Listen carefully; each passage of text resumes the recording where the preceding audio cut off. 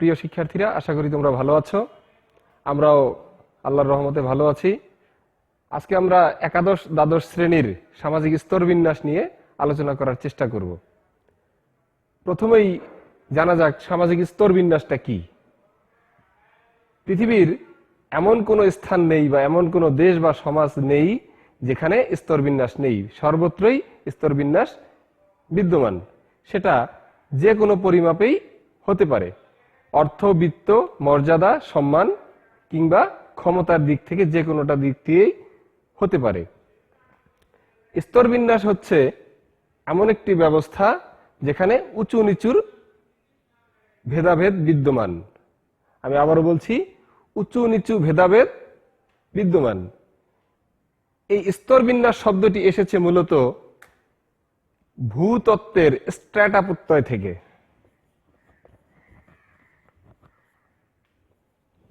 ভূতত্ত্বের স্ট্র্যাটা প্রত্যয় থেকে এটা দিয়ে ভূমির স্তর বা শিলার স্তর বোঝাতে ব্যবহার করা হয়। কিন্তু সমাজবিজ্ঞানে এটি ব্যবহৃত হয় মূলত সমাজে বসবাসকারী মানুষের অবস্থান নির্ণয়ের জন্য। আবারও বলছি, সমাজে বসবাসকারী মানুষের অবস্থান নির্ণয়ের ক্ষেত্রে এই স্ট্র্যাটা ব্যবহৃত হয়। অর্থাৎ সমাজে বসবাসকারী মানুষের উঁচু নিচু ভেদাভেদটাই হচ্ছে সামাজিক স্তরবিন্যাস। স্তরবিন্যাসের সংজ্ঞা দিতে গিয়ে P.A.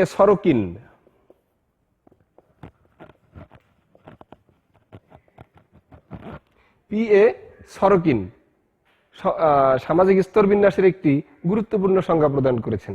তিনি বলেন, সামাজিক স্তরবিন্যাস হচ্ছে উঁচু নিচু শ্রেণীর ক্রমানুসারে সংগঠিত বিদ্যমান ব্যবস্থাই হচ্ছে সামাজিক স্তরবিন্যাস। অর্থাৎ সমাজে মানুষের মধ্যে উঁচু নিচু শ্রেণীর ব্যবস্থা রয়েছে। এখানে সামাজিক অধিকার, সুযোগ সুবিধা, প্রতিপত্তি, ক্ষমতা বা মর্যাদার ভিত্তিতে হতে পারে। সামাজিক স্তরবিন্যাস পৃথিবীর সর্বত্রই আছে এবং থাকবে। এটা কখনোই পরিবর্তন হবে না। বলা হয়, সমাজবিজ্ঞানে বলা হয়, সমতা ভিত্তিক সমাজ ব্যবস্থা গড়ে উঠবে। আদৌ এটি সম্ভব হবে কিনা প্রশ্ন থেকে যায়। কার্ল মার্কস, যাকে বলা হয় অর্থনীতির একজন প্রখ্যাত দার্শনিক, সমাজবিজ্ঞানেরও দার্শনিক, আবার দর্শনেরও তাকে দার্শনিক বলা হয়।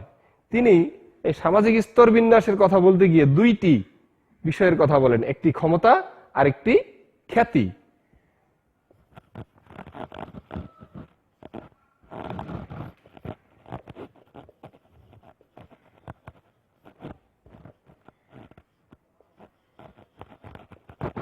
তিনি সামাজিক স্তরবিন্যাসকে সংজ্ঞায়িত করতে গিয়ে দুইটি বিষয়কে চিহ্নিত করেছেন, একটি হচ্ছে ক্ষমতা আর একটি খ্যাতি, যেটি অর্থের ভিত্তিতে বা অর্থনৈতিক মানদণ্ডে এটি নির্ণীত হয়ে থাকে।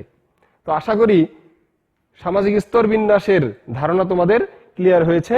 এখন আমরা চেষ্টা করব সামাজিক স্তরবিন্যাসের কিছু বৈশিষ্ট্য তুলে ধরার।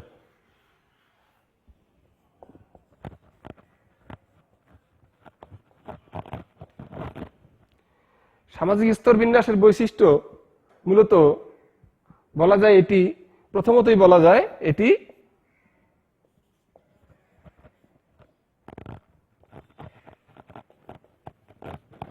সর্বত্র বিদ্যমান। সামাজিক স্তরবিন্যাস পৃথিবীর সকল সমাজে এটি আছে এবং থাকবে। স্তরবিন্যাস ব্যতীত কোনো সমাজ লক্ষ্য করা যায় না। এরপরে এটি চিরস্থায়ী।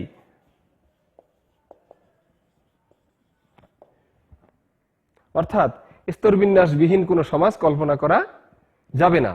স্তরবিন্যাস অবশ্যই থাকবে, এটি চিরস্থায়ী। এখানে যতই বলা হোক সমতা ভিত্তিক বা ইকুয়ালিটারি সোসাইটি, এটা কখনোই আসবে না। এরপরে এটি মানব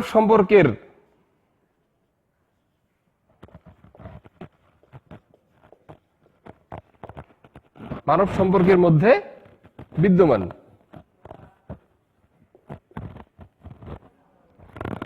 স্তরবিন্যাস মানব সমাজেই মূলত দেখা যায়। এটি অন্য কোনো পশু প্রাণীর ক্ষেত্রে এটি প্রযোজ্য নয়। মানুষের ক্ষেত্রে মর্যাদা, মানুষের ক্ষেত্রেই ক্ষমতা, মানুষের ক্ষেত্রেই যশ প্রতিপত্তি সবকিছুই দেখা যায়। এরপরে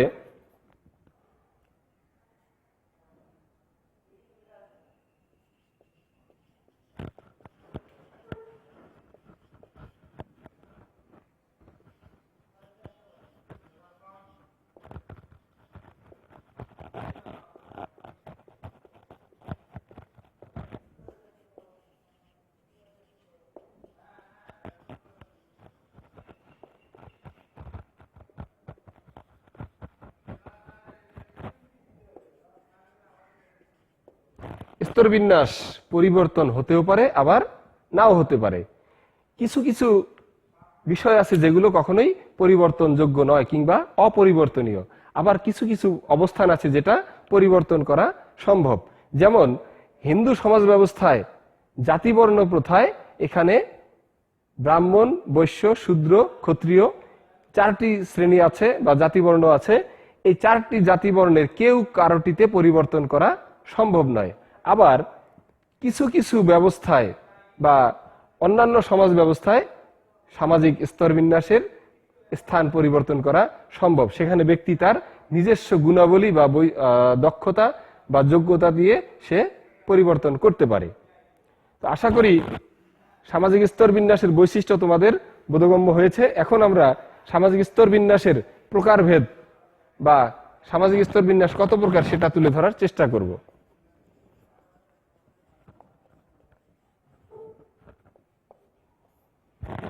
সামাজিক স্তরবিন্যাস মূলত 4 প্রকার। প্রথমে দাস প্রথা, এরপর স্টেট,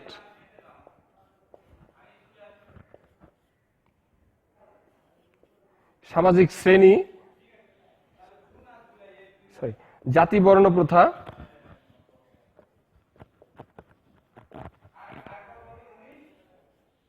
সামাজিক পদমর্যাদা শ্রেণী।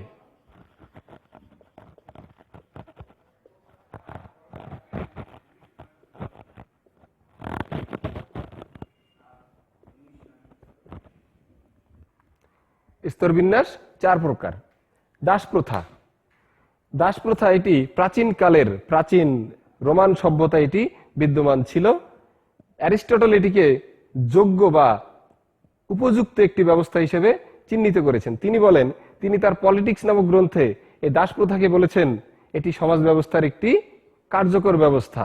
এখানে প্রজ্ঞাবান ব্যক্তি এবং প্রজ্ঞাহীন ব্যক্তি এই 2 শ্রেণীতে বিভক্ত থাকবে। যারা প্রজ্ঞাহীন বা শারীরিকভাবে শক্তিশালী তারা এই দাস ব্যবস্থায় থাকবে। এই দাস ব্যবস্থায় মূলত দাসরা মনিবের ব্যক্তিগত সম্পত্তি হিসেবে বিবেচিত হয়ে থাকে। মনিব তার দাসকে ক্রয় বিক্রয় করতে পারবে, দাসের কোনো স্বাধীনতা থাকবে না, তার কোনো অর্থনৈতিক অধিকার বা কোনো প্রকার সুযোগ সুবিধা তার থাকবে না, সে একান্তই মনিবের ব্যক্তিগত সম্পদ। স্টেট, স্টেট ব্যবস্থাকে বলা হয় ভূমি কেন্দ্রিক একটি ব্যবস্থা। স্টেট অর্থ হচ্ছে সামন্ত ব্যবস্থা, কিন্তু এর প্রকৃত অর্থ হচ্ছে জমিদারদের সম্পত্তি বা জমি। সামন্ত প্রভু সর্বদাই তার সামন্ত প্রজাকে শোষণ বা নির্যাতন করে থাকে, আর সামন্ত প্রজারা সামন্ত প্রভুর জন্য সর্বদাই নিয়োজিত থাকে। এরপর জাতি বর্ণ প্রথা, জাতি বর্ণ প্রথাকে বলা হয় একটি বদ্ধ ব্যবস্থা। এটি একটি বদ্ধ বা রিজিড ব্যবস্থা বলা হয়। এই জাতিবর্ণ প্রথায় একটি জাতিবর্ণ অন্য কোনো জাতিবর্ণে পরিবর্তিত হতে পারে না, এটি তার জন্মগত একটি ব্যবস্থা। ব্রাহ্মণ, বৈশ্য, শূদ্র, ক্ষত্রিয় তারা কখনোই তাদের অবস্থান পরিবর্তন করতে পারে না, অর্থাৎ এটিকে বলা হয় বদ্ধ ব্যবস্থা। এরপরে আছে সামাজিক পদমর্যাদা বা শ্রেণী, অর্থাৎ এটা বলা হয় ব্যক্তির নিজস্ব যোগ্যতা বা দক্ষতার ভিত্তিতে নির্ণীত একটি ব্যবস্থা। শ্রেণী ব্যবস্থা কবে, কোথায়, কিভাবে এটি জন্ম হলো তার কোনো সঠিক ইতিহাস নেই। তবে ধারণা করা হয় 6ষ্ঠ শতাব্দীতে বা 6ষ্ঠ শতকে রোমান সাম্রাজ্যে এটি দেখা যায়। অর্থাৎ রোমান সাম্রাজ্যে শাসক শ্রেণী এবং তাদের প্রজা শ্রেণী ছিল অভিজাত শ্রেণী এবং অভিজাতহীন বা প্রজা শ্রেণী ছিল। তারাই মূলত দুই ধরনের ব্যবস্থায় বিদ্যমান থাকতো। এই সামাজিক শ্রেণী মূলত তিন ধরনের। একটি হচ্ছে উচ্চবিত্ত, মধ্যবিত্ত, নিম্নবিত্ত।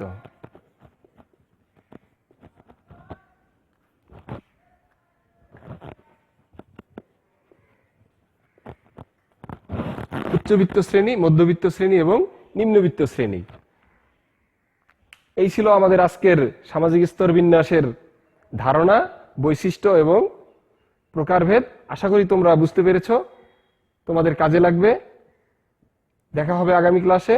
সে পর্যন্ত ভালো থাকবে, সুস্থ থাকবে। আল্লাহ।